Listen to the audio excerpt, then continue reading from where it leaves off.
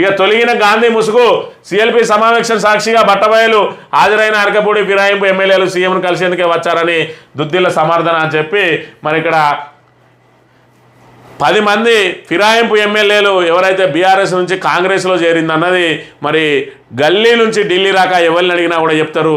కానీ ఏదైతే కోర్టు జోక్యం చేసుకున్నదో కోర్టు జోక్యం చేసుకొని ఫిరాయింపు ఎమ్మెల్యేల మరి పదవులు ఊడిపోతాయన్న తరుణంలో నేను ఇంకా మరి బీఆర్ఎస్లోనే ఉన్నా అని చెప్పి సిగ్గు లేకుండా అరకపూడి గాంధీ ఏ విధంగా అయితే చెప్పుకుంటున్నాడో ఆయనకి ఇంకా పిఎస్సి చైర్మన్ పదవి ఇచ్చిండు. ఏదైతే ప్రతిపక్షానికి ఇవ్వాల్సిన పిఎస్సి చైర్మన్ మరి ప్రతిపక్ష నేత సూచించిన వారికి ఇవ్వాల్సిన పిఎస్సి చైర్మన్ వాళ్ళే ఎంపిక చేసి ఫిరాయింపు ఎమ్మెల్యే కాంగ్రెస్లో చేరిన అరకపూడి గాంధీకి ఇచ్చిండు.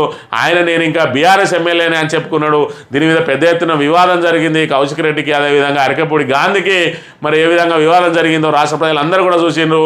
ఈ సందర్భంగా ఏదైతే శ్రీధర్ బాబు వ్యాఖ్యలు చేసిండు ఇద్దరు మరి బీఆర్ఎస్ ఎమ్మెల్యేలు కొట్టుకున్నారని, ఆ తర్వాత రేవంత్ రెడ్డి మరి మావాడే అరకపూడి గాంధీ అని చెప్పి మరి అక్కడ ప్రకటించిండు. వేదిక మీద బహిర్గతంగానే ప్రకటించి మా వాళ్ళే వెళ్ళి కౌశిక్ రెడ్డిని చింతపండు చేసిరని కూడా చెప్పిన మాటలు మరి ప్రజానీకం అంతా విన్నారు.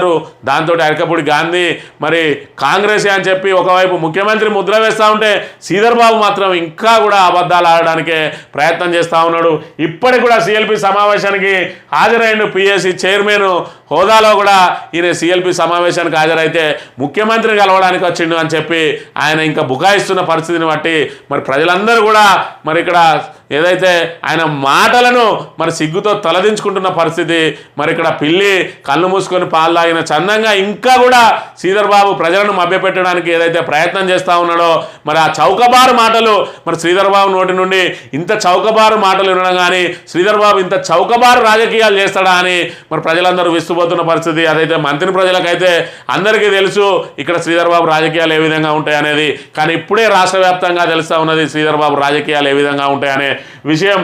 మరోవైపు ముఖ్యమంత్రి మరి కలవడానికి వస్తే ఎవడన్నా సిఎల్పి సమావేశం పెట్టుకుంటే బీఆర్ఎస్ ఎమ్మెల్యే పోయి ముఖ్యమంత్రిని కలుతాడా? ఎక్కడన్నా మరి ఇక్కడ ప్రధానమంత్రి వచ్చి బీజేపీ మీటింగ్ పెట్టుకుంటే శ్రీధర్ బాబు పోయి కలుతాడా? రేవంత్ రెడ్డి పోయి కలుతాడా? బీజేపీ సమావేశంలో అధికారిక సమావేశం ఉంటే వెళ్ళి కలవడం వేరు, లేదు వాళ్ళ పార్టీ సమావేశానికి వేరే పార్టీ ఎమ్మెల్యే పోయి ఏ విధంగా కలుస్తాడో మరి శ్రీధర్ బాబు సమాధానం చెప్పాలి. శ్రీధర్ బాబు మాట్లాడిన మాటలు కనుక ఒకసారి మనం విన్నట్టయితే, అరకపూడి గాంధీ గారు ముఖ్యమంత్రి గారు ఇక్కడికి వచ్చారు. మర్యాదపూర్వకంగా వారిని కలుసుకోవడానికి రావడం జరిగిందని వారి ప్రస్తావన తీసుకొచ్చిండ్రు. మా సిఎల్పిలో వచ్చిందని మీకు ఎవరైనా చెప్పినరా? ఇది శ్రీధర్ బాబు మాట. మా సిఎల్పికి వచ్చిరని ఎవరైనా చెప్పిందా అంటే పిల్లి కళ్ళు మూసుకొని పాలైన సందర్భంగా నిన్నటి రోజున సిఎల్పి సమావేశానికే వాళ్ళందరూ జరుగుతున్న హాల్లోకి వెళ్తున్న వీడియోలన్నింటినీ కూడా చూసుకుంటా ఇంకా శేర్లింగంపల్లి హోటల్లోనే సమావేశం జరిగింది కాబట్టి అక్కడ మర్యాదపూర్వకంగా కలవడానికి వచ్చిందని చెప్పి చెప్తాడు. మర్యాదపూర్వకంగా వాళ్ళ పార్టీ సమావేశానికి వేరే పార్టీ ఎమ్మెల్యే పోయి ఏ విధంగా కలుస్తాడో మరి శ్రీధర్ బాబుకే తెలియాలి. ఇక్కడ నిన్నటి రోజున మరి ఇక్కడ ఒక కార్టూన్ కూడా వేసిండు.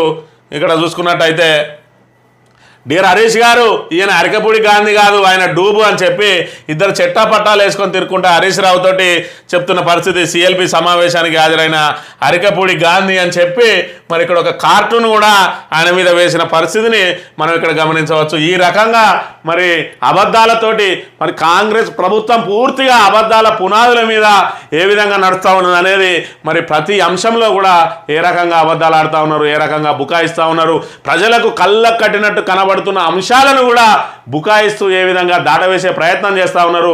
ఇప్పటికీ కనీసం మరి రేవంత్ రెడ్డి మరి మావోడే అని ధైర్యంగా చెప్పగలిగిండు. నిజంగా ఏది ఏమైనా రేవంత్ రెడ్డి మొగోడు అని చెప్పవచ్చు. ఆ విషయంలో మాత్రం ఖచ్చితంగా మావోడే అని చెప్పుకోగలిగిండు.